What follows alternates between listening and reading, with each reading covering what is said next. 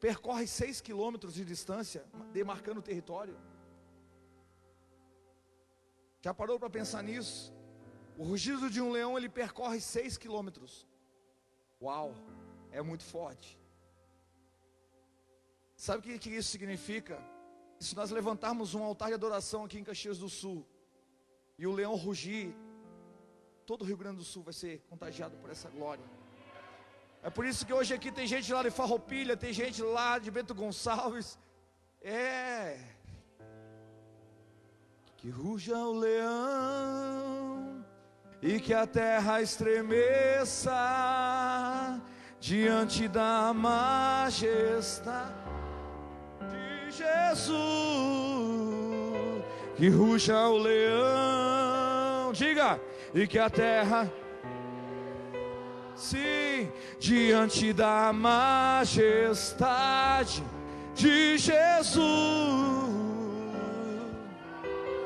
sobre o trono de justiça, eternamente haverá um rei, e ele voltará para governar as nações em amor. Declare isso. Que ruja o leão, sim, e que a terra, diante da majestade de Jesus, e que ruja o leão, e que a terra estremeça diante da majestade de Jesus. O descendente de Davi, o homem mais notável, ele ama a justiça, odeia iniquidade. O descendente de Davi, o homem mais notável, ele ama a justiça, odeia iniquidade, e que ruja o leão. Só a igreja declara isso. E que a terra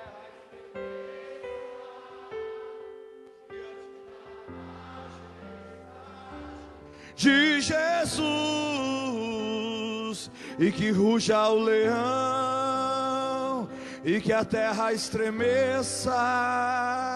Vem, Senhor, vem rugir sobre o Brasil nesses dias, Senhor, colocando por terra toda corrupção, todo medo, toda opressão do inferno.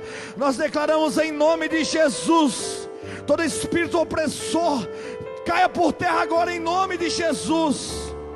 Todo espírito de morte nós repreendemos a autoridade do nome de Yeshua, do Rei dos Reis, do Senhor dos Senhores.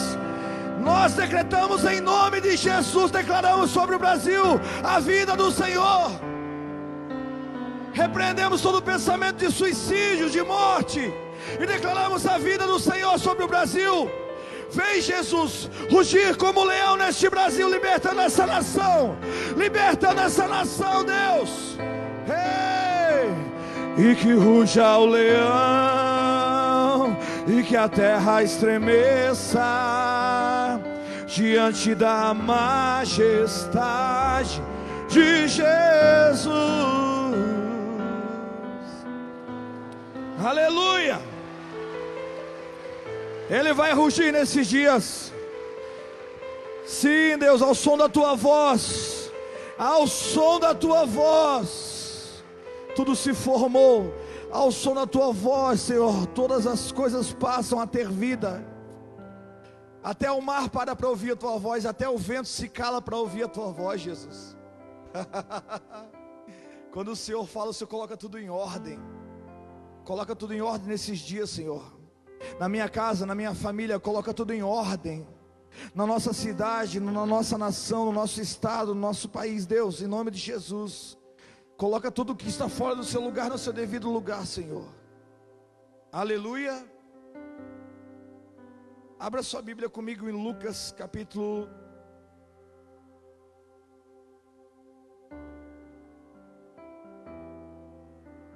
12, versículo 49. Aleluia.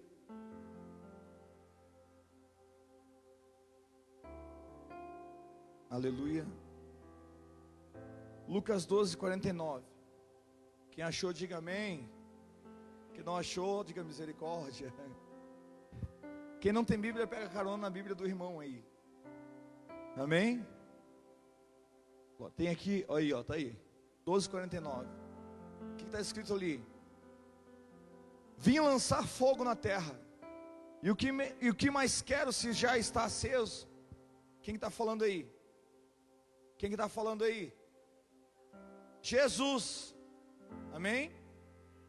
Amém? Vim lançar fogo na terra, o que mais quero se já está aceso? Importa, porém, que seja batizado com um certo batismo. E como me angustio até que venha cumprir-se. Cuidai vós que vim trazer paz à terra? Não. Vos digo, mas antes, porque daqui em diante estarão 5 divididos numa casa, 3 contra 2 e 2 contra 3. O pai estará dividido contra o filho, e o filho contra o pai, e a mãe contra a filha, e a filha contra a mãe, e a sogra contra a nora, e a nora contra a sogra. Uau. E dizia também a multidão: quando vedes a nuvem que vem do ocidente, logo dizeis, lá vem a chuva. E assim sucede. E quando assopra o sul, dizeis, haverá calma, e assim sucede. Hipócritas, sabeis discernir a face da terra e do céu, como não sabeis discernir esse tempo? E por que não julgais também por vós mesmos o que é justo? Quando, pois, vais com teu adversário ao magistrado, procura te livrar-te dele no caminho, para que não suceda que te conduza ao juiz, e o juiz te entregue ao meirinho, e o meirinho te encerre na prisão. Digo-te que não sairás dali, enquanto não pagares tudo o que deves. Dá tempo ainda. Dá tempo de pedir perdão, dá tempo de perdoar, dá tempo de se arrepender. Pode ser hoje. O que ele está dizendo aqui? Tome seu assento, fica à vontade. O que Jesus está dizendo aí, irmão? Ele está dizendo o seguinte: eu vim lançar fogo na terra, e o que mais quero se ele já está aceso? Importa que eu seja batizado com um certo batismo, e como me angustio até que venha cumprir-se. É interessante porque Jesus, ele precisou ser batizado nas águas. Amém? Ele foi batizado com quantos anos? Com 30 anos. Por que ele só foi batizado com 30 anos? Porque Jesus é o segundo Adão. Amém? Diga comigo, Jesus é o segundo Adão. O primeiro Adão já nasceu adulto. Ele não teve infância. Ele já nasceu grande. Amém? Então o segundo Adão também tinha que nascer grande. Porque a Bíblia é toda profética. Se você não entender a Bíblia numa visão profética, irmão, você não consegue caminhar no tempo. E não consegue discernir aquilo que Deus está fazendo ou irá fazer. Aí ele está falando o seguinte: vocês pensam que eu vim trazer paz? Não, eu vim trazer fogo na terra. E quando a gente fala de fogo, geralmente quando se fala de fogo, o batismo com fogo, as pessoas associam sempre ao pulo, ao grito, ao mover de Deus. Sim ou não? É fogo, é glória. Sim, Deus é um fogo consumidor. Amém? Diante da presença dele até a tristeza salta de alegria. Por isso, se tiver alguma pessoa depressiva hoje aqui, você vai ser curado na presença do Senhor, em nome de Jesus. Se alguém está com depressão aí na sua casa, eu declaro que a presença do Espírito Santo vai incendiar você aí. Você receba a vida do Senhor, em nome de Jesus. Setembro é o mês da vida. Aleluia. Só que a religião, ela nos ensinou que um homem espiritual é aquele que pula, é aquele que grita, é aquele que expulsa demônio, é aquele que gira. Irmãos, eu já expulsei demônio de uma mulher falando em língua estranha e girando. Alô? Você tem que estar muito no Espírito para entender isso aí. Só que esse fogo que Jesus está se referindo aqui, não é um mover, não é um movimento da igreja. Esse fogo que ele está falando, e João Batista também estava falando, anunciando a vinda de Cristo. Ele estava dizendo o seguinte, ó: eu batizo vocês com água para o arrependimento, mas depois de mim vai vir um que vai batizar com o Espírito Santo e com fogo. Ele estava dizendo o seguinte, ó: se vocês acham difícil o que eu estou pregando para vocês, se vocês acham que é pesado, vocês não conhecem, não têm noção do nível de justiça que esse cara que eu vou batizar vai colocar depois da minha pregação. É melhor você se arrepender antes que ele venha. Ele estava dizendo, porque a hora que ele vier, o nível de justiça vai ser mais alto, e o nível de arrependimento também tem que ser maior.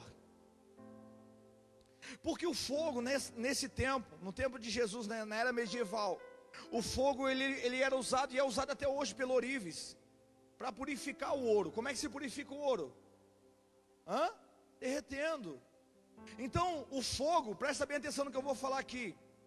O fogo vem para juntar ou para separar? Quando o ouro era colocado, quando aquela pedra de ouro era tirada lá e colocada no fogo, ela estava toda suja, estava cheia de terra. Então quando ela é colocada numa temperatura excessiva, o fogo separa o que é bom do que é ruim. Sim ou não? O que Jesus está falando aqui quando ele disse: vocês pensam que eu vim trazer paz à terra?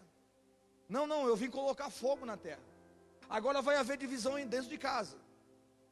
Por quê? Porque um vai estabelecer um nível de justiça e de santidade que vai incomodar o outro. Aquele que falava palavrão não vai falar mais. E aí aquele que fala palavrão, o que não fala vai dizer: ô cara, por favor, você não respeita Deus aqui em casa. Começa a haver conflito, sim ou não? É a mesma coisa em casa quando um tem fé demais e o outro tem fé de menos. Sim, porque aquele que tem bastante fé, ele crê naquilo no impossível. E o outro, ele é muito racional. Não, mas eu acho que vamos segurar um pouquinho, não vai dar certo.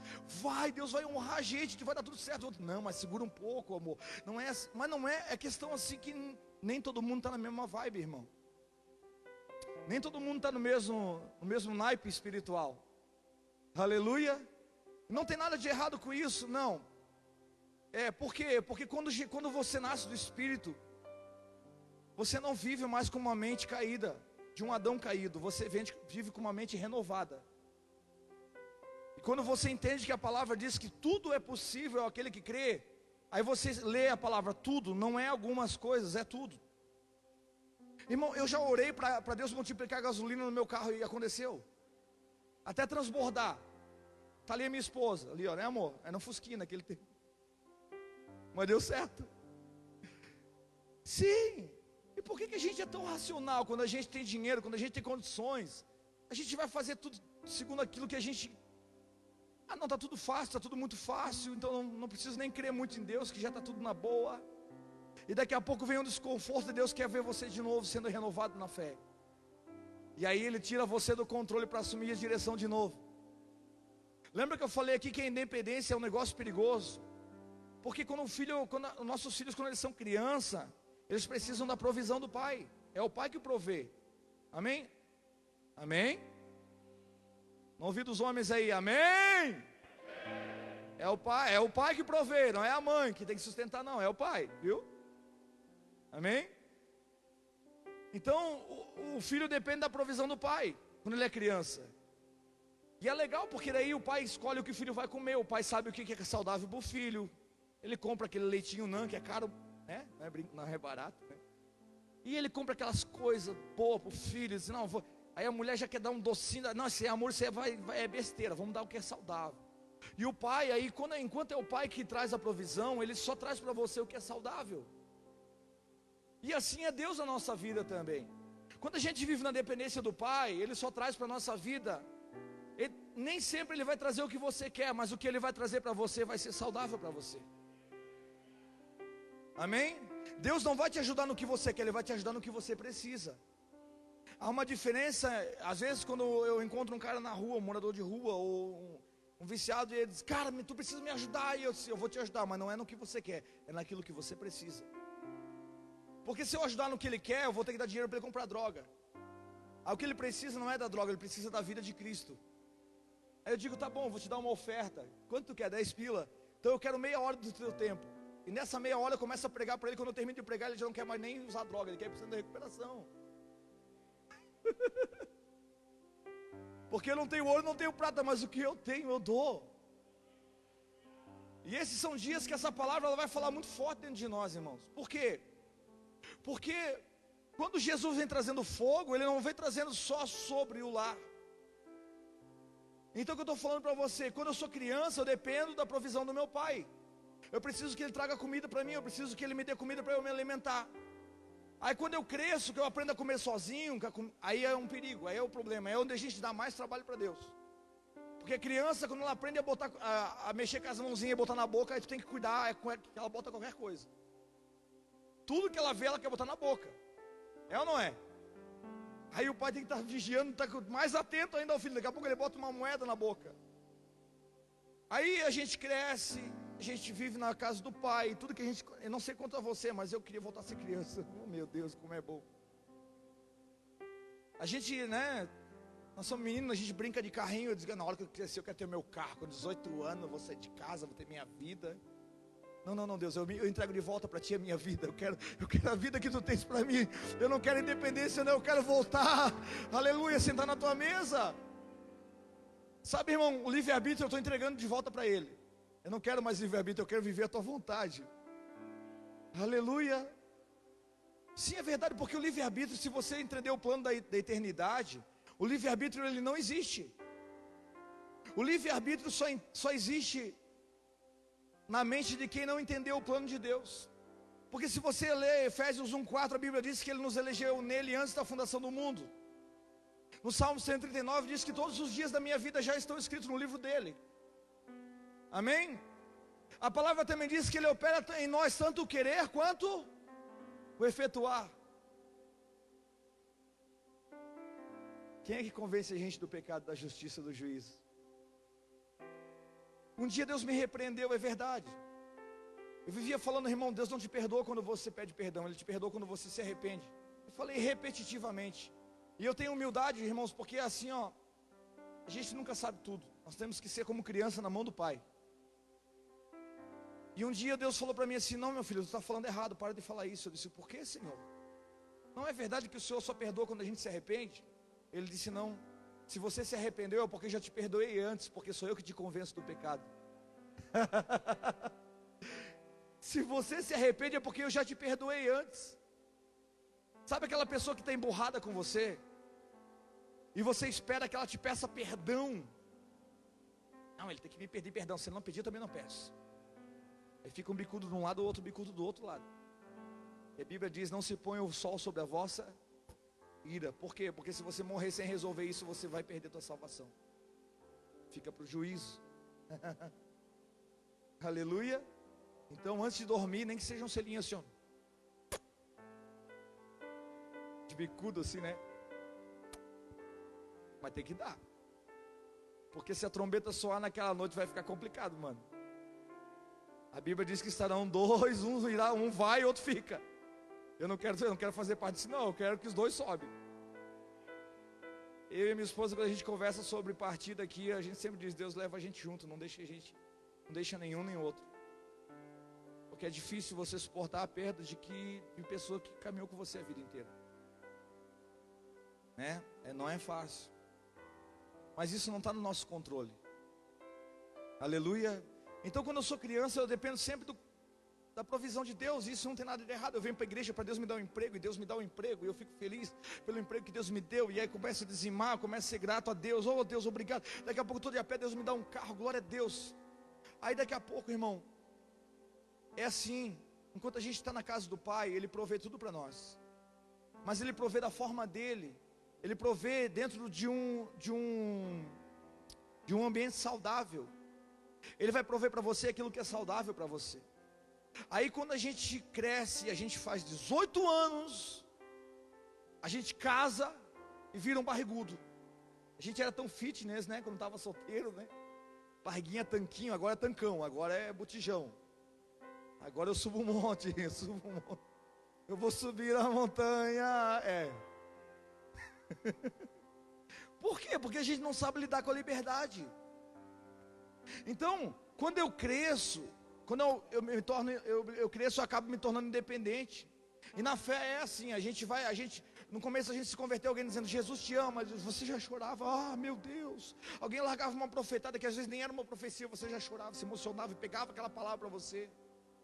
Às vezes nem era uma profecia no espírito, era na carne, mas você estava tão apaixonado por ele, que, cara, você pegava tudo que aparecia, irmão. Agora a gente se torna crítico, a gente começa a conhecer a Bíblia, começa a virar intelectual. Aí a gente, vamos ver se esse negócio é de Deus. Eu vou lá no culto ver que aquele conjunto lá adora a Deus, se eles adorar, eu adoro também. Não, cabeção. A gente não faz culto para você aqui, a gente faz culto para Ele. Se você não adorar, a gente adora. Aleluia, se ninguém adorar, eu adoro. Eu vim aqui para adorar Ele, eu não quero saber, irmão, se o outro não vai adorar. Aleluia. Agora, esse é o problema, que a gente se torna independente, a gente se torna obeso espiritual. A gente começa a buscar conhecimento, fazer teologia. Não que isso seja ruim, é muito bom o conhecimento. O conhecimento te liberta, cara, é muito bom. Amém? Te liberta da religiosidade, te liberta de alguns dogmas humanos. E isso é muito bom o conhecimento. Mas você não pode se basear só no teu conhecimento. Porque senão você vai se tornar um obeso espiritual. Você só vai querer ouvir a mensagem que você deseja ouvir, e não aquilo que Deus quer falar. E como tem caçador de profeta nesses dias, eu vou lá porque vai vir um profeta. Irmão, culto que vem profeta. Misericórdia, os crentes estão parecendo caçador de evangelho místico. Irmão, se você abrir a Bíblia e Deus não falar contigo, então você não conhece Deus, cara. Se eu precisar de um outro homem para me dizer o que Deus quer falar com o meu espírito, se o espírito dele habita dentro de mim. Por isso que Jesus falou, quando tu entrares no teu quarto, fecha a tua porta. Cara, os fariseus ficavam doidos. Porque os fariseus não, para ouvir a Deus tem que ser lá na igreja. Tem que ir para a igreja. Tu tem que ir para a igreja, irmão. Tem que ir para a igreja. Não, você não tem que ir para a igreja, você tem que ir para Cristo. Vir na igreja é uma consequência do teu amor a Ele. Então o que acontece? Quando a gente cresce, a gente se torna independente, a gente começa a buscar conhecimento. E a gente vem para a igreja mais como um crítico do que como alguém que está a fim de absorver alguma coisa de Deus. E no louvor também, assim, quem é ministro do louvor aqui? Quem toca alguma coisa? Violão, alguma coisa, né? Para quem não entende nada de som, tu chega aqui e tem um ruidinho, não estou nem aí. Mas para quem entende de som, o baixo está desafinado, o violão está fora, a nota está fora. Aí o cara já nem absorve o ambiente porque alguém está fora. Não, quem está fora é você, cara. Aleluia. Porque se você vier aqui para adorar a Deus, não interessa se o conjunto está fora da nota. Você que tem que estar alinhado com o céu, com aquilo que o céu está proclamando. Aleluia. Se a tua intenção é aqui, aleluia, na vertical, cara. O nosso culto tem que ser na vertical, não na horizontal. Então o instrumento desafinado não vai me desconectar com Deus. Não, nada mais pode me desconectar com Ele. Aí vem Jesus falando isso. E vim colocar fogo. E é interessante porque quando a gente cresce, como eu falei, a gente vira um crítico. Xarope. Não, se o som não estiver comentando, não gostei desse culto. O culto não é para você, cabeção. O culto é para Ele. Aleluia. Aí, o que acontece? A gente fica obeso espiritual. Por que a gente engorda quando a gente casa? Que a gente não sabe lidar com a liberdade. Amém? Alguém pode fechar a porta para a gente lá, irmão, por favor? Aleluia. A gente não sabe lidar com a liberdade. A gente casa e aí engorda, porque daí a esposa faz aquela comida que, meu Deus, é um negócio de doido. Aí aqueles danoninhos, tudo que você não comeu na infância, você vai lá no mercado e compra o carrinho. É iogurte, é danoninho, é salame, é chocolate. Eita glória, agora eu casei, agora eu posso comprar o que eu quero. Aí você fica assim, inchadão. Mas isso não significa que você está saudável. Porque você pode estar inchado, mas não está saudável. E assim muitos cristãos hoje estão inchados de conhecimento, inchados de sabedoria, mas vazio de Deus. vazio da vida do Espírito. Alô? Tem alguém aqui comigo? Pastor, mas então você está pregando contra isso tudo? Não, tem um teólogo aqui, o pastor lá, o pastor Evandro, tem uma escola de teologia lá, ó. É nosso filhão aí, amém? Glória a Deus pela teologia. Só que Deus não está naquela história, Ele é Deus sempre presente, Ele é o Deus de agora. É por isso que Jesus falou, quando Ele estava falando para Marta e Maria, Ele disse assim, ó, se vocês crerem, vocês vão ver a glória de Deus. Não, mas eu sei que o Senhor fez lá, eu sei que o Senhor, se o Senhor tivesse aqui, isso não tinha acontecido.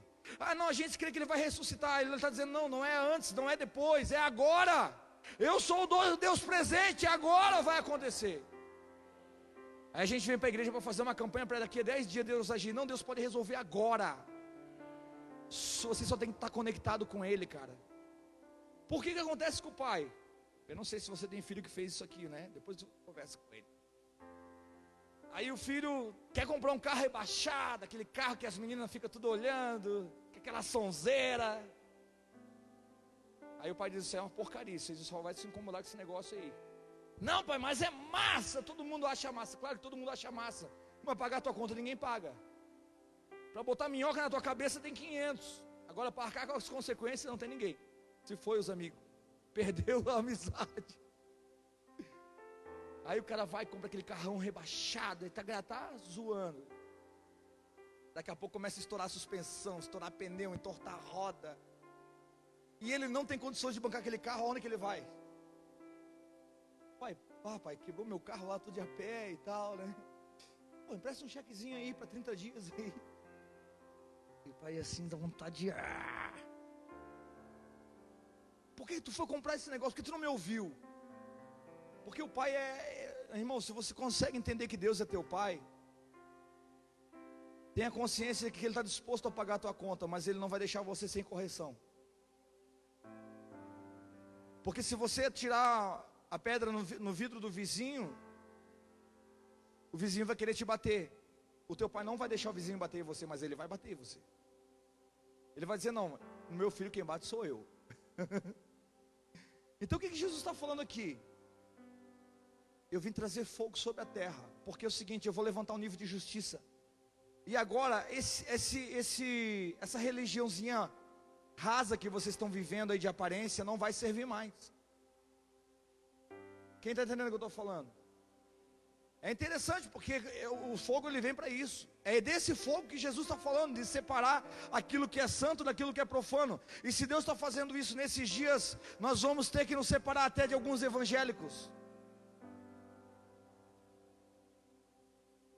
Eu ouvi alguém dizer, glória a Deus, tem uma ovelhinha aí, glória a Deus. Por quê, cara? Jesus, Ele chegou para os judeus e disse o seguinte, eu sou o pão da vida. Quem come desse pão, nunca mais terá fome. Os caras falaram, tu está endemoniado, Jesus. Esse cara está endemoniado. Chamaram Jesus de endemoniado. Jesus falou assim, vocês têm por pai Abraão, né?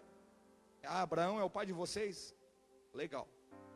Se Abraão fosse o pai de vocês, as minhas palavras penetrariam no coração de vocês. Mas vocês não são filhos de Abraão, vocês são filhos do diabo. Cara, Jesus chamou os judeus de filho do diabo. Irmão, tu chamou um judeu de filho do diabo, é só Jesus para fazer isso, cara. Porque o judeu, irmão, ele é muito fiel às escrituras. Amém? O judeu, ele é muito zeloso daquilo que ele conhece. Agora eu vou dizer para você, você está sendo levado num nível mais profundo de conhecimento em Deus. Amém? Só que a partir desse momento que você vai conhecendo, você já não se torna mais inocente. Porque daí a misericórdia já não resta mais. O que resta é a cinta. É verdade ou não é? Porque o filho pode fazer caca quando ele é pequeno, mas quando ele é grande, se ele derrubar um doce que ele, quando ele era criança, derrubava, costumava fazer, agora grande, ele dizia, cara, tudo desse tamanho, um marmanjo desse aí, fazendo essas coisas. É ou não é? Já não resta mais misericórdia aí, aí o negócio fica apertado. Então o que acontece? Eu vou dar um exemplo fácil para você. Quando eu sou criança, eu dependo da provisão de Deus. Quando eu me torno adulto, então eu preciso do conselho dele. Porque agora eu consigo prover sozinho para mim a comida? Claro que eu consigo. Glória a Deus, eu consigo pegar a Bíblia, caminhar por ela, começo a entender algumas coisas, dou uma chapadinha sozinho, não preciso do pastor toda hora ao meu lado. Glória a Deus por isso. Mas não significa que tudo aquilo que você está comendo é saudável para você. Porque tem pessoas que vão para a internet e comem de tudo. Aí dá uma congestão nele. Ele quase morre. Tem que vomitar tudo de volta. Quem já teve congestão aí? Eu quase teve. É terrível, né, mano? Dói, né? Às vezes assim, a gente fala assim, ó, uma fome e uma sede. Mas a fome, irmãos, ela também é perigosa. Por quê? Porque quando eu estou com muita fome, qualquer coisa serve para matar minha fome. Até uma pizza de 4, 5 dias já vencida, está lá na geladeira, eu esquento e pau. Ah, que delícia. Encheu a barriga, mas não significa que foi saudável. E eu vou dizer para você, vinho novo e odre velho não dá certo. O que Deus quer fazer nesses dias da nossa vida é trazer fogo. E que fogo é esse, pastor? É pular, é gritar? Não, é o conhecimento da verdade. Conhecereis a verdade e a verdade vos libertará. Do que, pastor? Do diabo? Não, do diabo você já está livre. Agora Deus quer te livrar de você mesmo. Aleluia. Sim. Então quando eu começo a ser adulto, eu não posso me tornar independente. O fato de eu conseguir prover as coisas sozinho não me torna independente de Deus. Porque quando eu começo a prover as coisas para mim, eu preciso do conselho do Pai. Quando meu casamento dá crise, eu nunca vou lá buscar conselho. Geralmente a filha corre para casa da mãe ou do pai. Mãe, ele me chamou de feia, mãe. Mãe, filha, foi tu que escolheu. Por que tu não ouviu meu conselho? Pois é, agora tu vai ficar sentadinho e vai ouvir. A pior coisa é quando o marido não ouve o conselho da mulher, né? Eu sei, porque eu tenho uma, né? Ela diz, amor, não faz esse negócio que pra ti não vai ser legal. Aí diz, aqui sou eu, cabeça, que o cabeção sou eu. É só um cabeção mesmo, cheio de minhoca. Mas o pior mesmo é você ter que ouvir ela dizer assim, eu te falei, tu lembra? Bah, mano, aí dói mais do que a dívida que você fez. Dói mais do que o prejuízo. Porque daí você tem que admitir, passar por cima do teu orgulho e admitir que você não ouviu a voz do Espírito Santo através dela. Aleluia! Quem quer ouvir a voz do Espírito Santo aqui? É melhor obedecer do que sacrificar, irmão. Amém? É verdade. Então o que acontece? Vou dar alguns exemplos aqui de obediência, de relacionamento, né? Quando Jesus está falando sobre o fogo. Por isso que sempre vai haver divergência de pensamento, porque ele veio para elevar um nível. Em Romanos 12:2 diz assim, não vos conformeis com este mundo, mas transformai-vos pela renovação do vosso. Cara, irmão, eu vou confessar o meu pecado. Às vezes eu venho aqui ver o culto de jovens aqui, eu tenho vontade de me embolar junto com eles, cara. Só com o violãozinho ali, os humanos estão chapando, se derramando. Balada gospel aqui.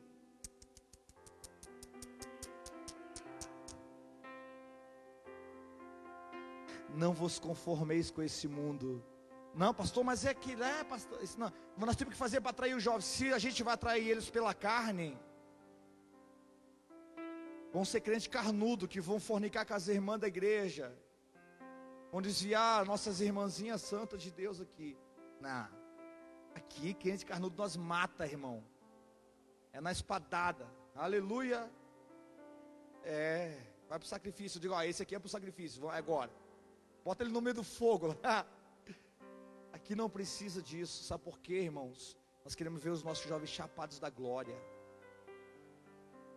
Agora, não vai dar para botar esses crentes aqui numa baladinha gospel, porque aquilo lá não vai saciar eles. Mais do que a presença de Deus sacia. Através da adoração aqui.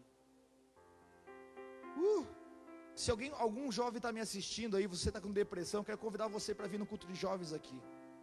Você se sente rejeitado pela tua família, se sente oprimido, uma tristeza, vem para cá, vem conhecer uma família que adora a Deus aqui em espírito e verdade. Vem conhecer esse Deus maravilhoso, aleluia, que te enche de amor e de graça, aleluia. É nesse ambiente que eu creio, nessa igreja que eu acredito. que vai fazer separação daquilo que é santo, do que aquilo que é podre. Nós não temos que transformar a igreja num sistema mundano para atrair os jovens, não.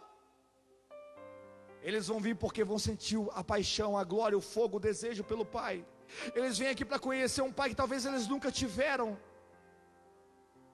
A palavra diz em Eclesiastes 3:10 que Deus colocou a eternidade dentro de nós. E Isaías 9 diz que Ele é o Pai da eternidade. Meu Deus! Então não tem ninguém órfão, porque Deus é Pai de órfão. Porque Ele colocou a eternidade aonde? E a Bíblia diz que Ele é o Pai do quê? Da eternidade. Ele é teu Pai, cara. Não importa o quanto você foi rejeitado, se você foi adotado. Aleluia, porque no céu Ele já te elegeu como filho antes da fundação do mundo. Agora, o que acontece, irmãos, quando eu começo a entender que o Evangelho não é festinha para alegrar a alma de ninguém, para alegrar a carne de ninguém, então o nível do culto não é um nível humano. O homem natural, ele não se sente bem nesse ambiente, mas o homem espiritual, ele voa nas asas do Espírito. Aleluia. Ele chega no ambiente, ele já consegue discernir no louvor, já, cara, Deus está aqui, meu Deus, está pegando fogo no meu coração aqui. O homem carnal, irmão, essa pandemia, ela não desviou ninguém. Ah, pastor, mas agora na pandemia o fulano se desviou, já estava desviado dentro da igreja. Porque a Bíblia diz que aquele que ama o mundo, o amor do Pai não está nele. Se o cara voltou para a lama, voltou para a porquice, é porque ele sempre foi um porco. Ele nunca morreu para ser águia, para ser leão, nunca. Ele gosta de sujeira mesmo. Por isso que a palavra diz que nos últimos dias, em Apocalipse diz que aquele que é sujo, suje-se ainda. Aquele que é santo, purifique-se ainda. Que quer se purificar mais aqui, cara?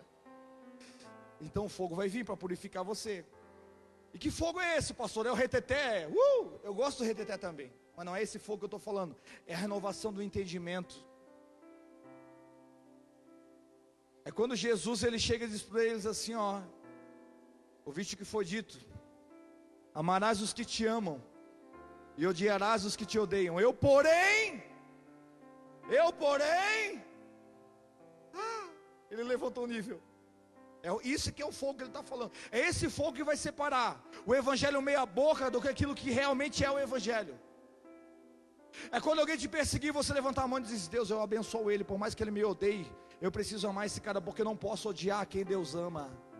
Aleluia. Irmão, nenhum outro homem vai conseguir ser meu inimigo, mesmo que queira, porque eu não posso odiar quem Deus ama. Deus ama todos. A Ele não faz acepção de pessoas. Cara, se Ele chamou Saulo de Tarso, que era o cara que matava os cristãos, ele era o cara que guardava as roupas ensanguentadas das vítimas, e dizia: ó, mais um, matei. Aí, até o dia que Jesus disse: agora o sangue inocente está clamando por justiça, agora quem vai morrer vai ser você. E aí ele mesmo escreve: para mim o viver é Cristo, e o morrer, para mim o viver é Cristo, e o morrer é lucro. É desse fogo que eu estou falando. É desse fogo que eu estou falando, que vai aumentar o nível de justiça, que você não vai se conformar nem com você mesmo mais. Você vai dizer: cara, não posso mais cometer esse pecado aqui. Eu tenho que tomar vergonha na cara e parar de acessar pornografia. Eu tenho que tomar vergonha na cara e parar de olhar indevidamente para uma mulher. Eu tenho que tomar vergonha na cara e parar de mentir. Eu não posso mais me conformar com essa vida desgraçada. Aleluia! Eu não posso mais ser só um crente bonitinho de domingo à noite, que vou na igreja e bota uma roupinha de crente, e em casa ser um satanás, um demônio. Aleluia! É desse fogo que eu estou falando, que vai fazer separação daquilo que parece ser. É por isso que muitas pessoas não conseguem mais andar com você, irmão, porque elas não suportam o nível que Deus está te levando você, e elas não querem andar. Elas gostam da sujeira, elas gostam daquela vida cômoda, daquela vida medíocre. Ainda bem que eu não sou evangélico, glória a Deus, eu sou filho. Aleluia. Jesus não vai vir buscar os evangélicos, Ele vai vir buscar os filhos, porque os filhos fazem a vontade do Pai. Os filhos fazem aquilo que vê o Pai fazendo. Então chega uma hora que você não vai conseguir mais mentir para a tua consciência. Quando você vai amadurecendo na fé, quando você vai crescendo no mundo espiritual, quando Deus começa a abrir o teu entendimento, meu Deus, está passando a hora rápida aqui. Aleluia. Agora já não é mais uma desilusão para você saber que o coelhinho de Páscoa não bota ovo. Quantos anos você foi enganado? Mas aquilo produzia uma alegria no teu coração, não produzia? O coelhinho vai trazer o chocolatinho para mim. Quando você era criança, você se alegrava com isso. Só que agora, eu até hoje nunca vi um coelho botar ovo, irmão. Mas serviu por um tempo, não serviu? Sim ou não? Agora não serve mais. Isso significa que você está crescendo. Coisas que alegravam a tua alma, coisinhas, mimozinhos que Deus até permitia, que você achava que aquilo era uma verdade para você, que era a tua verdade, mas não era a verdade dele. Amém? Agora ele quer te apresentar a verdade dele. Você quer conhecer a verdade, que é Jesus? Então libertação não é você expulsar demônio. Não, pastor, faz parte também. Eu gosto de dar um pau no demônio, mano. Como é bom. Ele, eu digo, agora tu vai levar pau mesmo, sem vergonha. Enganou esse. Mas só que tem pessoas que não dá nem para tu expulsar o demônio dela, porque assim, o cara ama tanto o pecado, que ele só tem um demônio, né? A Bíblia diz que aquele que ama o pecado, ama o mundo, o amor do Pai, não tá. Aí como é que eu vou expulsar o demônio desse cara se ele ainda ama o pecado? Quantos demônios tinha quando eu fui expulsar o demônio dele? 1. Aí na segunda-feira, como ele ama o pecado, ele se joga na lama de novo, aí entra mais 7. Quantos ficaram? 8. Não era melhor ter deixado só um? Até que ele se arrependesse? Não, mas a gente precisa fazer evento para ganhar dinheiro. Capeta, você que está aí, te manifesta. Claro que ele vai manifestar. Tem culto de igreja que o demônio já tem entrevista marcada. Ele tem oportunidade no culto, o diabo já vai estar de gravata e terno. Não, ele tem oportunidade, claro, porque ele é parceiro do pastor. Porque o pastor está querendo ganhar dinheiro fazendo sensacionalismo. Irmão, libertação não é expulsar demônio, libertação é o conhecimento da verdade. Quando você conhece a verdade, você não aceita mais aquela vida medíocre no pecado. Você olha para você e diz, irmão, quando você é mais perto de Deus, mais sujo você se sente. Quanto mais você ora, mais você se sente inútil. Sabe aquele judeu que chegou para Jesus, um cara rico, um cara cheio de dinheiro. Eu acho que ele ia naquela igreja que, não vou falar o nome. Só falo de dinheiro. E aí ele era muito rico, a Bíblia diz que ele era muito rico, mas ele era um judeu. Cara, o cara era um judeu, irmão. O judeu, irmão, uma criança, um judeu com 12 anos, ele conhece toda a Torá, 12 anos de idade. Eu te pergunto, teu filho conhece Bíblia? Alô? Eu acho tão lindo a Evelyn, quando fica lá em casa, a filha do Josué. Cara, todo dia ela faz devocional. Quem viu na história da pastora, ela fazendo devocional? Todo dia ela pega a Bibliazinha, ela lê e ora e faz um desenho com aquilo que ela entendeu. É nessa geração que eu acredito. Não é de você, pai irresponsável, que você é um pai irresponsável se você faz isso. Eu quero te dar um cascudo.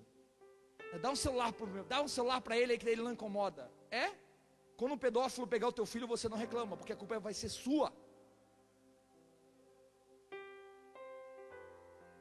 A culpa é sua, porque você como pai não soube dar destino para o teu filho. Mas dando celular ele fica quietinho, não incomoda. Tu sabe quem está do outro lado falando com ele? Porque se você não tiver tempo para o teu filho, o diabo vai ter. Eu estava falando aqui no Yashará hoje aqui. Crente que não vê no culto, quem ama dá um jeito. Quem não ama dá uma desculpa e continua desviado. Vou repetir. Quem ama dá um jeito para vir. Vem de ônibus de a pé, com chuva, sem chuva. Quem não ama dá uma desculpa e continua desviado dentro de casa. Mas eu vou dizer para você, se é para você vir para cá para assistir um culto, não venha mesmo. Dá para assistir pela internet. Se você vier aqui para prestar um culto a Deus, então, cara, seja bem-vindo, aleluia.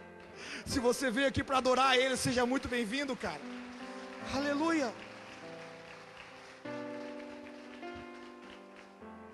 É isso que Deus está fazendo nesses dias.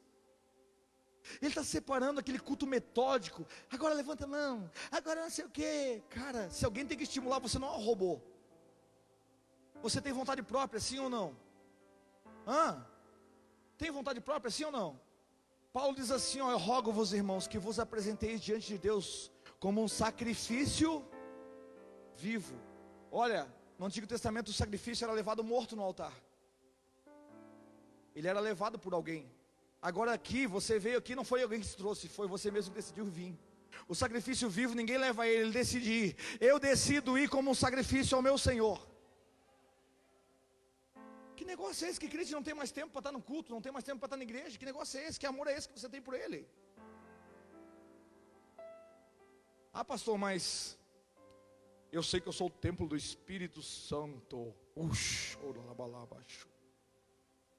Amém, glória a Deus que você é. Eu te pergunto, uma serpente tem medo de um palito de fósforo? Hã? Você é um palito de fósforo. Agora acende uma fogueira para ver se a serpente fica perto. Acende. É disso que eu estou falando, cara. Não vai dar para você mentir para a tua consciência. O judeu chegou para Jesus e disse assim, ó: Senhor, eu faço tudo certinho, eu sou dizimista, viu? Sou dizimista fiel, eu guardo o sábado. O que eu devo fazer para herdar a vida eterna? Ele pensou que ia receber um elogio de Jesus. Jesus falou para ele assim: tu sabe a lei e os mandamentos? Ah, era isso que eu queria que ele me perguntasse. Sim, eu sei tudo, conheço tudo. Eu obedeço, eu faço tudo certinho. Aí Jesus falou para ele: mas ainda te falta uma coisa. Quando você achar que já está bom, Deus vai dizer para você sempre: ainda te falta. Nunca acha que você está bom, irmão. Sabe por quê? A Bíblia diz em Hebreus 10:14: com um só sacrifício Ele aperfeiçoou para sempre os que vão sendo santificados. Olha, vão é gerúndio, vão sendo. A santificação não é assim no estalar de dedos, é processo. Quem está disposto a passar pelos processos de Deus? Então, quando você conhece a verdade, você não consegue mais mentir para a sua consciência. Lembra do coelhinho da Páscoa que eu falei?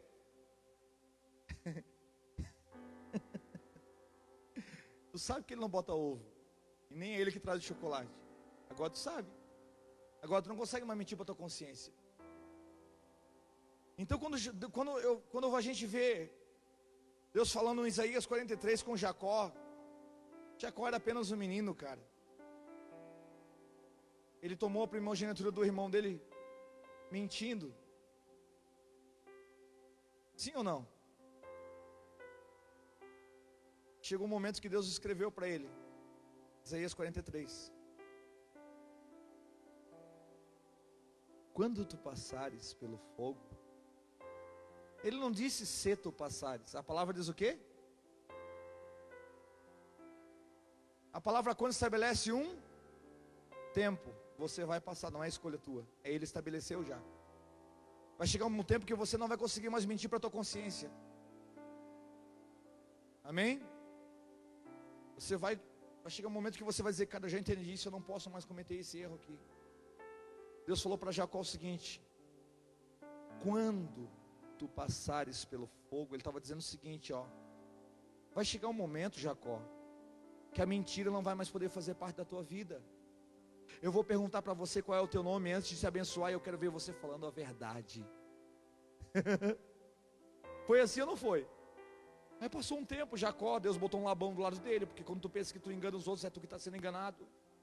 Deus bota um cara mais pilantra que você do teu lado, para te mostrar que é mesmo ser enganado pelos outros. Porque tudo que o homem semear, ele vai. Labão foi lixa para lixar a cara de pau de Jacó. É por isso que eu digo que Jesus é carpinteiro, irmão. Jesus é carpinteiro, é profético, ele vai endireitar os caras de pau. Principalmente aqueles ungidos com óleo de peroba. Sim, ele é carpinteiro, ele vai botar tudo em ordem.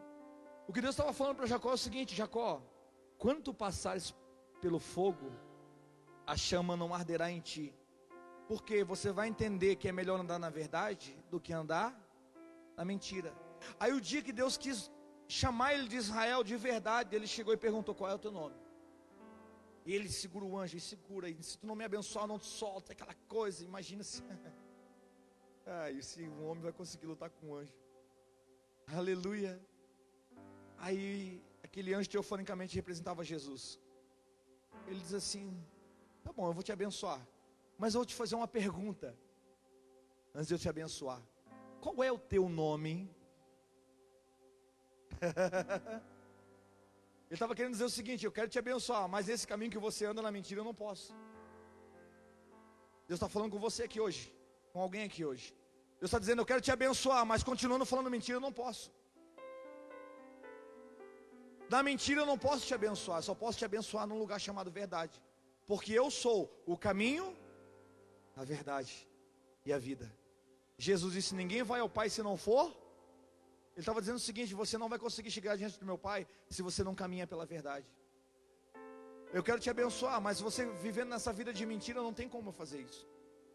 E quando Jesus está falando que o fogo vai separar nora, sogra, irmão, enfim, estarão divididos numa casa, não é que ele veio trazer discórdia, é que quando alguém entende isso, ele não consegue mais viver aquela velha vida. E como você não consegue mais viver aquela velha vida, cara, é chato você chegar num ambiente, fala sério, chega na casa de um parente teu que você vai lá numa festa e tem aquele tuque, tuque, tuque, tuque, aquelas músicas, nananana, aquela promiscuidade do inferno, cara, não cabe, mas você não consegue, dá dor de cabeça se tu ficar ali, irmão. Agora se tiver um louvor, já aí você já chapa, aí já é doideira, aí você já entra na pegada. Porque não dá, cara, você experimentou que já pisou no santo do santo, não sabe viver em outro lugar. Acabou, aleluia. Ah, pastor, mas o fulano está no mundo agora, está bebendo, está fumando, ele já estava desviado dentro da igreja. Ele nunca nasceu do Espírito. Um homem que nasce do Espírito não tem mais prazer no pecado, acabou. Se ele não morreu de novo, a gente batiza ele de novo, mata ele afogado de uma vez assim. Ah, que? Tu está vendo Jesus aí, irmão? Não, então vá de novo. A hora que tu vê, tu sai daqui. A hora que tu te arrepender, a gente tira você daqui. É porque tem gente que não morreu ainda. A gente tem que matar bem direitinho.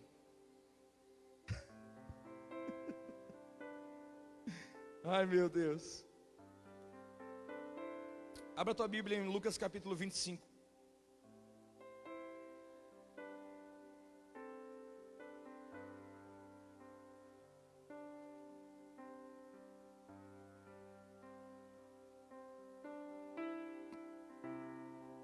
Mateus 25.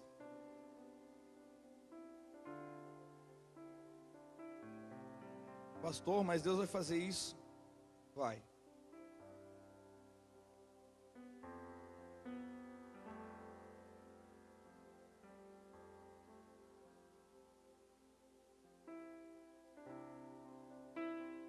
Mateus 25. Vamos lá.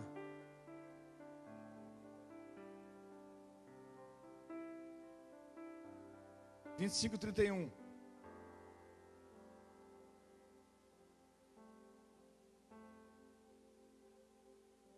Versículo 31, um pouquinho antes.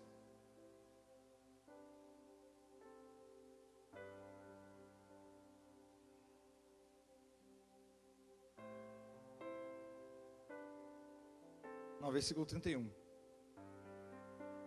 O que diz aí? Quando o Filho do Homem vier em sua glória, e todos os santos anjos com ele, quem achou, diga amém. Estão comigo aí? E todos os santos anjos com ele, então se sentará no trono da sua glória, e todas as nações serão reunidas diante dele, e ele apartará uns dos outros, como o pastor aparta os bodes das ovelhas, e porá as ovelhas à sua direita, e os bodes à esquerda. O PT, até na Bíblia fala, né? Que não é de Deus, né? Tem alguém do PT aqui? Tu vai ter que me perdoar se tu quiser ser salvo, mano. Fica tranquilo. Quer subir para o céu, vai ter que me perdoar. Mas tem que falar a verdade, né? Amém. Então dirá o rei aos que estiverem à sua direita: vinde benditos de meu Pai, possuí por herança o reino que vos está preparado desde a fundação do mundo. Porque eu tive fome e me deste de comer, eu tive sede e me deste de beber. Uau. O que ele está falando aqui, gente? Peraí. Parou um pouquinho, segura a Bíblia aí. Vinde, porque eu tive fome e tu me deste. Tive sede e tu me deste. É um evangelho teórico ou prático? É o reteté? É o crente giraia? Não. Não. Ele está falando de quem está fazendo boas obras. Amém? Ah, pastor, mas eu sou salvo pela fé. Sim, tu é salvo pela fé, mas para fazer a obra. Porque a fé sem obras é o quê? Aham. Alô? Será que eu continuo, gente? Meu Deus, está um silêncio aqui. Eu estou até com medo de pregar mais aqui, não vou. Acho que o nível está ficando meio salgado aqui.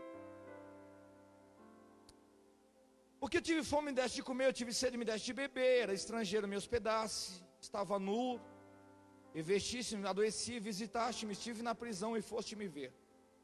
Então os justos lhes responderão: Senhor, quando te vimos com fome, te demos de comer, ou com sede, te demos de beber. E quando te vimos estrangeiro, te hospedamos, ou nu, e te vestimos. E quando te vimos enfermo na prisão, e fomos ver-te. E respondeu o rei. O rei lhes dirá: em verdade vos digo, que quando fizestes a um destes meus pequeninos irmãos, a mim fizeste. Ele está falando com um crente aqui, sim ou não?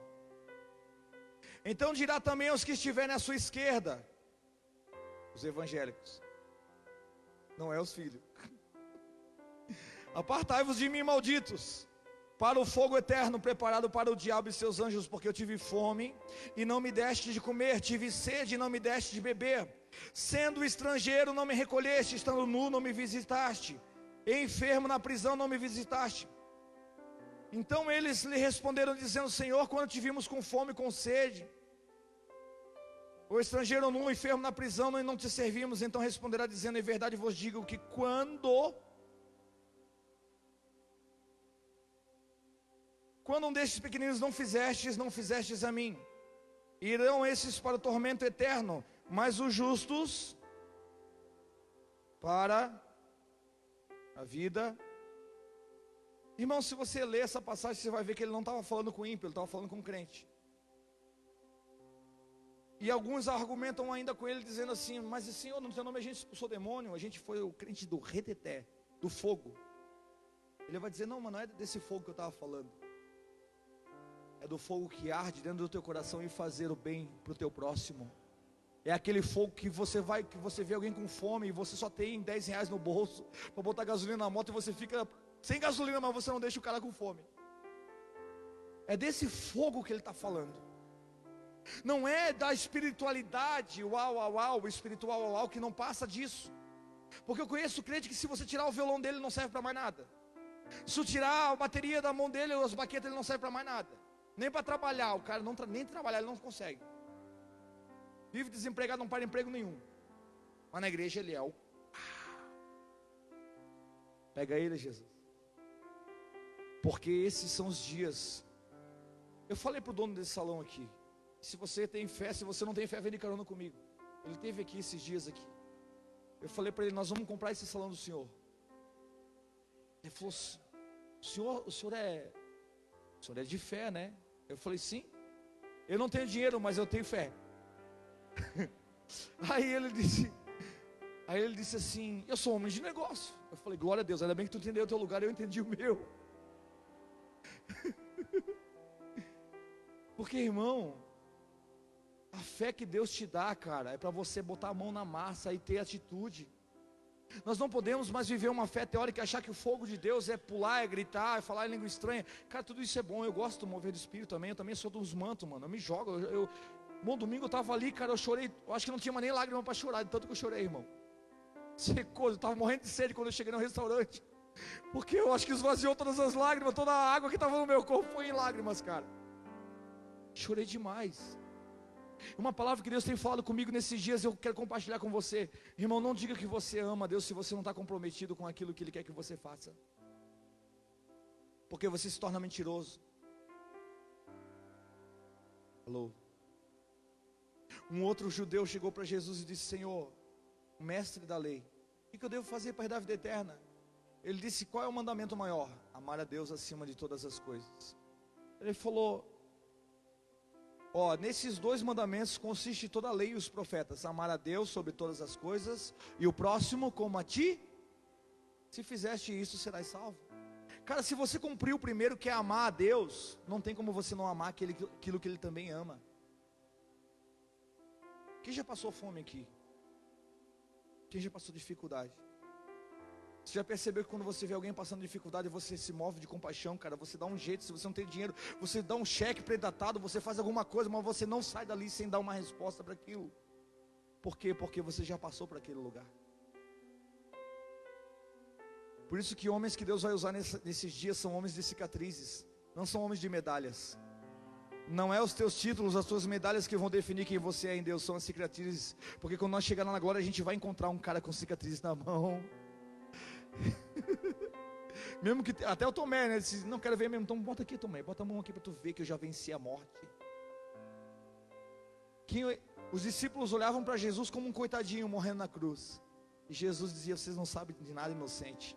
Eu estou morrendo como um cordeiro, mas quando eu ressuscitar e sair daquela tumba, eu vou dizer: é-me dado todo o poder nos céus e na terra. Aleluia! Aleluia! Para vocês eu sou um coitadinho diante do meu Pai, agora é me entregar o cetro de justiça. Então passa pelo processo, passa pela tribulação, porque quando Ele colocar a autoridade na tua mão, ninguém te segura, irmão. Então não peça para Deus aliviar. Deus alivia essa prova, não alivia não. Eu estou matando o leão, já quero, Deus, onde está o gigante? Que agora é o gigante que vai vir, manda vir, estamos aí, é nós, vamos quebrar tudo, Jesus.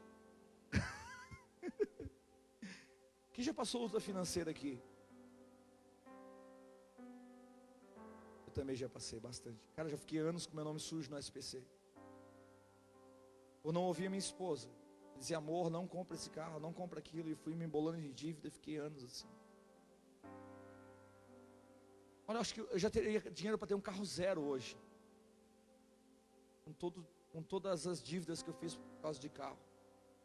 Quando eu aprendi isso, cara. Quando eu consegui pagar em dia minhas contas, quando eu consegui passar pelo processo, né? Quando a gente é religioso, e se é um inimigo, não é inimigo não, foi conta que você fez sempre consultar a Deus. Lembra que eu falei do conselho do pai? Não, agora eu posso, estou trabalhando, estou ganhando bem. Aí você vai lá e compra aquele carro, faz aquele carnê. Olha lá, Hilux que eu estou. Aquele irmão, Deus está abençoando aqui. Tu não sabe a tribulação que ele passa para pagar o carnê daquela caminhonete. Ele nem dorme de noite. Ei, é melhor você andar no Fusquinha, irmão, pago, glorificando ao Senhor, e Ele poder estar dentro do Fusca com você, do que você andar num carro onde Deus não pode andar contigo, cara. Aleluia. É melhor um lugar, na verdade, onde a verdade anda com você, onde a verdade está sempre presente na sua vida. Esses são dias, irmãos, que nós vamos ser o que nós somos chamados para ser. Eu declaro sobre a sua vida: você vai ser em Deus aquilo que você nasceu para ser nele. Você não vai precisar representar ser nada do que você não é para agradar alguém, porque a tua alegria vai ser agradar ao Senhor. Aleluia. É por isso que eu falo, não importa se você anda de Fusca, de BMW, se Deus não puder estar dentro dele, não faz sentido. O que importa é quem está dentro do carro com você. Ah, irmão, cara, eu já vi crente de bicicleta lá em Itajaí. Você tem que, não sei se você já foi, quem já foi em Itajaí lá? É coisa linda de ver os crentes lá, irmão. Sabe, os crentes que não tem uma condição de ter um carro, eles vão, a irmã vai com aquela sainha abençoada, ela senta no bagageiro da bicicleta, assim de lado assim, agarrado no marido, assim, coisa mais linda, com a Bíblia na mão, e ele vai pedalando, e eles vão glorificando a Deus. Que coisa linda, irmão. Simplicidade, humildade, amor, cara. Paixão pelo Senhor. Às vezes os crentes, não fique triste com o que eu vou falar. Houve um tempo aqui no Rio Grande do Sul que eu tinha raiva de crente. Porque tinha crente que quando a gente, antes de eu ser pastor, que via nós indo para a igreja de a pé e não dava carona para não sujar os tapetes do carro. Aham.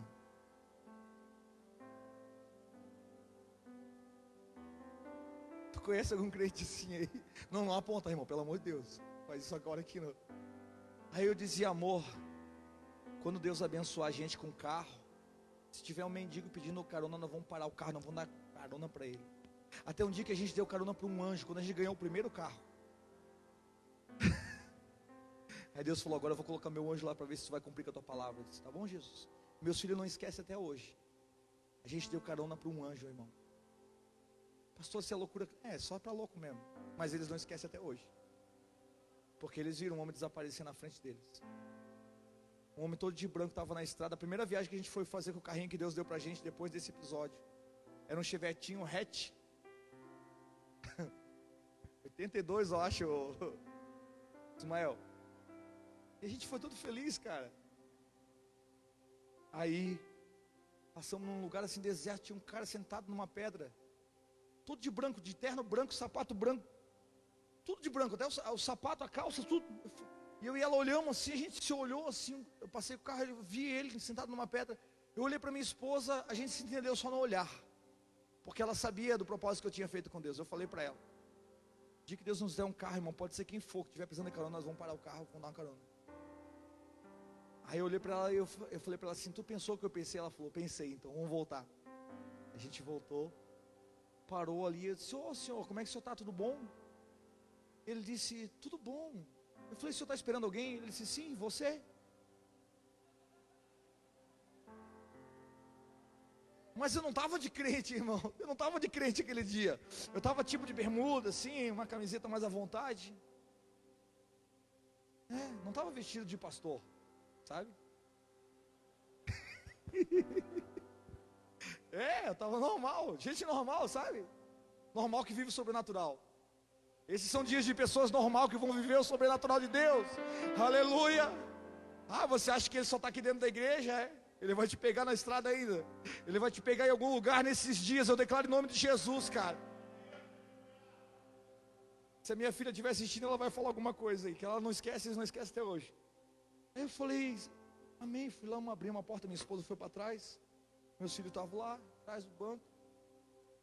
Aí ele começou a olhar para mim e disse assim: ele disse: você sabia que toda pessoa que me dá uma carona recebe uma bênção muito grande de Deus? Eu falei: eu já comecei a falar mistério, já fiquei: glória, palavras. Mas eu não tinha Bíblia, como é que eu ia saber que eu era de Deus? Aí ele olhou para mim e falou assim: você tem algo muito forte com o Pai lá em cima. E assim, comecei a encher meus olhos de lágrima, cara, foi doido assim. A gente chegou a uma altura da estrada, ele disse: pode me deixar aqui. Aí eu disse: não, eu vou levar o senhor até em casa. Quero saber onde que o senhor mora. Eu quero lá, eu queria saber se era anjo mesmo, mano. Não, eu vou levar o senhor até em casa. Ele disse: não, pode me deixar aqui. Não, eu quero levar o senhor até em casa. Não, moço, o senhor pode me deixar aqui, por favor. Muito obrigado pela carona e tal, eu quero te agradecer, mas o senhor pode me deixar aqui, eu estou pertinho da minha casa. Ele abriu a porta, saiu do carro. Quando a minha esposa passou para frente, eu disse: amor, vamos seguir ele. Quando eu olhei para o lado, eu e as crianças olhamos, ele não estava mais. Ele sumiu na frente dos nossos olhos. Não tinha para onde ele ir, irmão. Aleluia, ele sumiu diante dos nossos olhos. E a gente ficou olhando um para o outro assim. A minha filha até hoje, cara, a minha filha até hoje, ela diz: pai, lembra aquele dia que nós demos uma carona para o anjo? Ela era uma criança, tinha 9 anos. Eu não sei se você sabe a respeito do meu relacionamento com a minha filha, mas por causa da igreja eu se enfraqueceu muito, porque eu sacrifiquei muito os meus filhos por causa da igreja. Por causa de crente que não queria se converter, que eu ficava meia-noite na casa daquele xarope, enchendo o saco, querendo sempre ter razão. Irmão, tem gente que quer tanta razão que ele deve ficar só com a razão e sozinho mesmo. É verdade. Quando eu vou aconselhar casal que um quer sempre ter razão, é melhor ele ficar sozinho. Porque ele quer ficar com a razão, então fica com a razão. Só com a razão. E a gente gastava tempo, eu e minha esposa, na intenção de fazer o que é certo, sabe, Ismael? Deixava meus filhos meia-noite, 1 hora sozinho em casa, e lá cuidando de crente que não queria ser transformado. Sempre cheio de argumentos, sempre cheio de gente que nunca se converteu, nunca morreu de verdade. Acabei perdendo meus filhos. Eles foram embora para Santa Catarina, ficaram com a mãe deles lá. E a minha filha acabou se envolvendo até com bruxaria. Ela estava indo em reuniões de bruxas. E aquilo doía muito no meu coração. É como se Satanás tivesse dito assim, ó, tá vendo? Você ganhou o mundo inteiro e perdeu a tua casa. Cara, você não sabe quantas lágrimas eu derramei diante de Deus para que ela pudesse ser salva, cara. Para que Deus tirasse. Eu não podia falar de Deus. Quando eu ia para lá, eu dizia, pai, não fala de Deus, cara. Eu não quero que tu fale de Deus. Quando tu vier ficar com nós aqui, não fala de Deus. Eu não quero pastor, eu quero meu pai. Aquilo doía no meu coração, porque, cara, eu falo daquilo que a boca fala daquilo que o coração está cheio, irmão. Eu amo Jesus, cara, mais do que tudo. Para mim, não poder falar dele é a mesma coisa que eu morrer. Eu não consigo, cara, eu prefiro morrer. A minha oração para Deus é essa: se um dia for para eu me desviar, ou cometer algum pecado que me afaste de ti, me mata antes, Deus. Eu não vou suportar viver sem a tua presença, cara. Eu prefiro morrer, irmãos. Eu prefiro que Deus me mate. Aleluia. Mas eu fiquei orando anos orando. Aí ela arrumou um namoradinho. E um dia ela me disse, pai, tu vai vir para Itajaí? Vou. Vamos jantar junto? Eu disse, vamos. Tomara que ela esteja assistindo. Aí foi o meu filho também, que é a namorada dele, e a minha filha com o namorado dela. Aí eu falei, não vou falar de Deus, não vou falar de Deus, não vou falar de Deus, não vou falar de Deus. Eu não posso falar de Deus, eu não posso falar. Eu fui me policiando, né, cara? Eu não podia falar nada que falasse de Deus, não vou falar de Deus. Eu falei assim, eu não vou falar disso, não vou falar. Aí tá, senta lá, começa a comer e tal. Minha esposa estava no retiro de pastoras. Aí começamos a conversar, a comer, né? Eles comendo sushi, eu não gosto de sushi, mas eles gostam. Mas eu fui lá para ter a companhia deles perto de mim. Daí, a namorada do meu filho olhou para mim e falou assim, o senhor é pastor, né? Daí eu falei, não, Jesus, agora Gabriela vai ficar louca comigo. Eu falei, eu sou pastor, sim, mas vamos deixar isso. Não, é que a minha mãe, toda vez que ela vai na igreja, ela cai. O senhor pode me explicar o que é isso? Aí minha filha olhou para mim, pai, você lembra Gabriel? Ela falou para meu filho, né? O irmão dela, lembra, Gabriel, que o pai orava e os demônios caíam e tal. Lembra aquela vez, pai, que nós demos uma carona para o anjo? Ela puxou o assunto do anjo. Eu falei, Deus, não era para falar de Deus. Irmão, quando o Espírito Santo está com você, se você não falar, irmão, se você se calarem, as pedras vão clamar. Se você se calar, as pedras clamarão. E a gente começou a falar de Deus ali, cara. Eu falei, Deus, obrigado por essa oportunidade. Terminou a janta, a menina disse assim, o senhor pode ir lá na casa, o namorado da minha filha, o senhor pode ir lá orar pela minha avó, que ela está enferma? Já que a gente está falando sobre Deus aqui e tal. A namorada do meu filho já estava chorando dentro do carro. O Espírito Santo já estava pegando ela ali na lanchonete, irmão. Ela estava chorando, já estava com o coração quebrado, estava chorando. Quando eu cheguei lá na casa, tinha um cara desviado lá, jogando videogame no quarto. Aí eu cheguei na casa, veio a senhorinha lá, a avó daquele menino, a gente orar por ela. Na verdade, a vozinha era só um argumento para Deus fazer o culto ser ali. Aí eu cheguei, fui orar para ela, velhinha, assim, trouxe ela aqui, Senhor, abençoa ela. Eu comecei a orar por ela. Quando comecei a orar por ela, aquela menina começou a chorar compulsivamente. A namorada do meu filho começou a chorar compulsivamente. Daí eu falei, filha, abraça ela. Ela abraçou. Cara, a gente começou a orar. A presença de Deus, ele veio como um leão. Naquele ambiente, todo mundo começou a chorar. O cara que estava lá jogando videogame, largou o videogame e veio e disse, cara, eu sou desviado, o Senhor pode orar por mim. Aleluia! É nesse evangelho que eu acredito, irmãos. Aleluia! Cara, aquele foi o melhor culto da minha vida. Aquele foi o melhor culto da minha vida. Foi o melhor culto da minha vida. Foi o melhor culto da minha vida. Não foi dentro de uma igreja. Meu Deus. Deus vai fazer isso na tua casa também, na tua família, pode ter certeza, irmão. Mas você precisa se encher dele. Você precisa estar cheio, derramando da presença dele. A paixão, o nível de paixão, de fogo, de desejo por Deus vai aumentar nesses dias, eu creio, cara. E a minha filha, pai, poxa, não tem mesmo, né? Não tem mesmo, se tu não falar, ele fala através de alguém, né, pai? Não tem jeito mesmo. Eu fico, não tem, filha. Eu estou colado nele e ele está colado em mim. Não tem como não falar. Não tem como ele não se mover. Eu acho que o Espírito Santo diz assim, tu vai ficar bem quietinho mesmo, que agora quem vai fazer o negócio sou eu. Vai fazer, fica quieto, deixa que eu prego. Glória a Deus, cara. É desse fogo que eu creio. Ela abandonou aquelas coisas de bruxaria. Passou um ano depois, 2, ela veio aqui para Flores da Cunha de novo. Foi ano passado. A gente nós fizemos, eu e minha esposa, um ato profético com ela. A gente lavou os pés dela diante da igreja, pedimos perdão para ela. E tudo foi resolvido ali. Hoje a gente tinha um baita de um relacionamento. E ela disse: pai, ora por mim, pai, ora por mim, tal coisa assim. O seu pai ora por mim. Ora, filha. Escuta, a minha alegria não é por ser pastor do Ministério Mevan. Cara, é poder ser pastor dos meus filhos. É ele saber que tem um pai que quando o pai ora, o pai lá de cima também diz: olha, o teu pai, nós estamos colados, estamos juntos. Essa é a minha maior alegria. Então eu vou dizer para você, irmão, o fogo de Deus não é você pular, não é você gritar, embora tudo isso seja legal, cara. É você ter a convicção de que Ele está contigo todos os dias. Ele disse: eu estarei convosco todos os dias até a consumação dos séculos. Ele não disse para Jacó que seria fácil o processo para transformar ele de um mentiroso, colocar o nome dele de Israel. Ele não disse que seria fácil, mas ele disse: eu estarei. Quando tu passares, eu estarei. Tenho uma convicção nesses dias, eu vou dizer para você. Só Deus sabe que eu e minha esposa já passamos até aqui, cara. Só Deus sabe. Algumas pessoas que estão próximas de nós sabem um pouco da nossa vida. Tem desertos que você vai passar sozinho, sabe por quê? Porque é lá que você vai experimentar a manifestação da glória de Deus sobre a sua vida. É no deserto que você vai experimentar o favor de Deus sobre a sua vida. Você vai saber no deserto o quanto Ele te ama. Talvez você tenha se queixado e dito: Deus, por quê? Parece que ninguém está me enxergando. Não, Deus não vai deixar ninguém enxergar. Aquele homem no poço lá, no tanque de Betesda, estava 38 anos. Irmão, 38 anos, será que ninguém viu aquele cara lá? Deus torna você invisível, sabe por quê? Quando Ele quer que você tenha uma experiência tete a tete com Ele, Ele não vai deixar ninguém ajudar você. Aí você vai dizer: minha mãe não me ajudou, meu pai não me ajudou, o irmão não me ajudou, é por isso que eu estou desviado, não sei o quê. Não, sai dessa, mano. Sai daí. Se ninguém está te ajudando é porque você vai encontrar o favor de Deus. Fica posicionado, sabe por quê? Um homem posicionado, Deus não manda anjo, ele vem pessoalmente.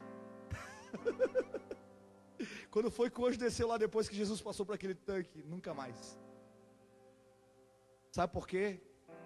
Não vai dar para você terceirizar mais a oração. Eu falei ano passado, ano retrasado, a Mari, cadê a Mari? A Mari está lá, Mari. Está lá. Lembra, Mari, quando eu falava: Deus não vai ouvir mais a oração de pastor nenhum em teu favor? Não sei se você se lembra. Quem estava lá em Flores com a gente que lembra que eu falava isso? Deus não vai ouvir mais a oração de nenhum pastor em teu favor. Ele quer ouvir a tua voz. É tete a tete. É o fogo, é desse fogo que Ele está falando.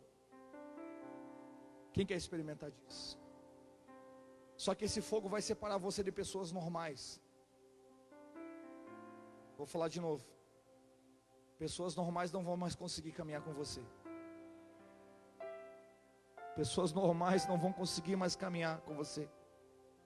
Porque você vai estar sem dinheiro, vai estar dizendo: eu creio, Deus é poderoso. E o cara vai dizer: tu está todo endividado, tudo, olha que você está. Cara, os valentes de Davi, irmão, quando se encontraram com ele lá naquela caverna, na caverna de Adulão, a Bíblia diz que eles eram homens endividados. Só um homem de Deus para acreditar em pessoas que estão passando por um processo. Davi disse: olha, para a sociedade eles não servem, mas para mim eles vão ser um baita de um guerreiro. Nós vamos guerrear guerras tremendas e o Senhor vai ser conosco. E foi com aqueles caras que Davi venceu as maiores guerras. Com gente que talvez nem eles acreditavam mais neles mesmos. Porque uma coisa é ninguém acreditar em você, uma coisa é você mesmo não acreditar. Mas mesmo quando você não acredita, Ele te dá um empurrãozinho e diz: vamos lá. Talvez foi para isso que você chegou aqui nessa noite. O fogo de Deus, cara, vai te separar de pessoas normais. Vai te separar de pessoas normais. Sai de perto de gente incrédula, cara, que não acredita naquilo que você está vivendo. Amém? Das duas, uma: ou você contagia eles com a glória de Deus, ou eles vão roubar a tua alegria. E a palavra diz que a alegria do Senhor é a nossa força. Então, cara, para de buscar alegria em Facebook, é buscar alegria na satisfação de quantos likes você ganha, ou numa cerveja, numa Coca-Cola, numa comida. Cara, a tua alegria tem que ser Ele. A alegria do Senhor é a tua força, é Ele que te renova. Aqueles que esperam no Senhor renovarão as suas forças e subirão com asas como águias. A tua expectativa está no Bolsonaro, está no governo? Está na eleição ou está no Senhor? Se está no Senhor, cara, ninguém segura você, irmão. Se está no Senhor, eu conheço pessoas que no meio dessa crise estão rompendo em Deus, rompendo financeiramente, rompendo espiritualmente, estão tendo as suas melhores experiências nesses dias.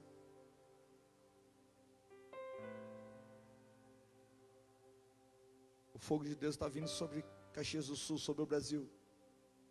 Não vai dar mais para você mentir para sua consciência. Deus está falando aqui hoje para você, cara. Você não vai conseguir mais estar num ambiente onde tem promiscuidade e se sentir confortável lá. Não vai dar mais. O próprio Espírito vai dizer: cara, isso aqui não serve mais para você. A tua alegria sou eu. É em mim que você tem que se alegrar. Quem está disposto? Coloque-se de pé. Eu não vou conseguir ministrar por causa do horário toda essa mensagem, mas eu vou colocar no grupo. Quem gostou da mensagem que eu coloquei no grupo mês passado, essa semana passada? Amém? A gente vai compartilhar no grupo da igreja para você ser edificado, tá bom? Se alguém que está aqui nos visitando quer também, depois a gente compartilha no WhatsApp para você. Eu quero que você recline sua cabeça agora.